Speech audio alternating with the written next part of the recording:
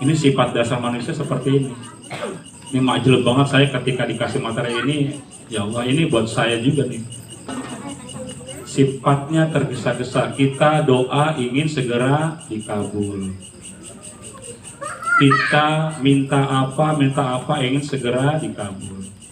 Sifatnya tergesa-gesa. Kita mau ini, saya nggak mau, saya pokoknya maunya ini. Itu sifatnya tergesa-gesa nih. Karena di dalam pemikiran kita, apa yang akan kita mau itu harus diwujudkan.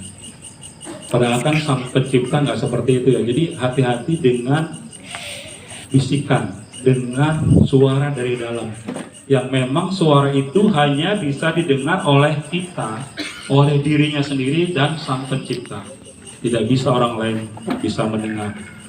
Dan itu dahsyat sekali, bisa mengalahkan suara-suara di luar, suara motivator, suara orang yang memang lebih tinggi ilmunya, kalah semua tuh sama suara dalam hati. Jadi hati-hati.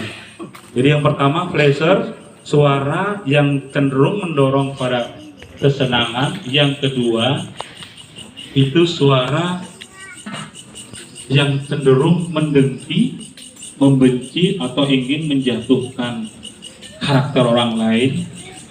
Yang ketiga, suara yang mendorong kita untuk tergesa-gesa. Ingin sesuatu itu tergesa-gesa, tidak sabaran. Kepengen punya mobil tergesa-gesa, akhirnya keisi. Pengen punya motor, belum waktunya tergesa-gesa. Dan itu suara-suara itu dalam 1 menit hampir 4.000 kata berseliweran. Bahkan ketika kita tidur pun, otak kita kan tidak tidur, tetap berjalan. Dan suara itu ngikutin terus dalam tidur kita. Bahkan ketika kita menginginkan sesuatu sampai ke bawah mimpi.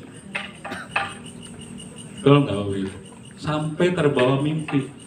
Itu dahsyatnya setan seperti itu. Ketika kita memimpikan di siang harinya, menginginkan sesuatu, ingin tergesa-gesa, terbawa mimpi. Maka benar kata para pakar, 1 hari itu hampir 5 juta kata. Melebihi apa kata yang sebenarnya yang kita sering ucapkan hanya 140 sampai 200 kata. Itu yang ketiga. Yang keempat, self-doubt itu suara yang mendorong kepada kita untuk minder, untuk kita tidak meyakini akan kemampuan kita. Saya apa tuh? Saya mah hanya rengginang di pinggiran kaleng kongguan. Patus aja dia mah pintar, patus aja dia sukses. Itu nggak boleh seperti itu. Dan suara-suara itu berseliweran di dalam pemikiran kita. Ini analisanya sudah sampai segitu jauh. Dan itu saya sendiri rasakan.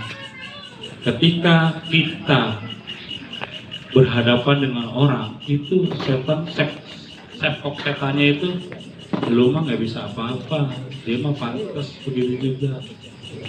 Padahal Sang Pencipta menciptakan kita sesempurna mungkin. Jadi kita dibuat untuk tidak bersyukur. Itu suara yang keempat. Suara yang terakhir yang tidak kalah penting, desire trap. Ini suara tentang salah ingin. Jadi kita itu sering mempunyai pemikiran yang salah ingin. Saya kepengen itu,